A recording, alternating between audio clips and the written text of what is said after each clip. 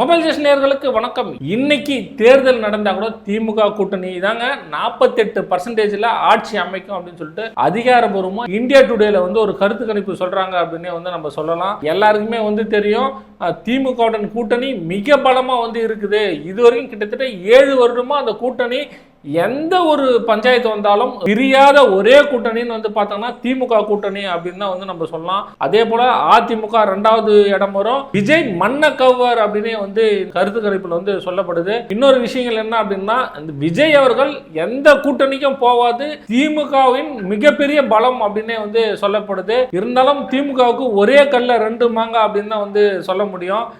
ஏன் அப்படின்னா அதிமுகவுடன் கூட்டணிக்கு வருமா வராதான்னு சொல்லிட்டு ரொம்ப நாளாக விஜய் அவர்கள் ஒரு சந்தேகமாகவே திமுக கூட்டணி பார்த்துருந்தது.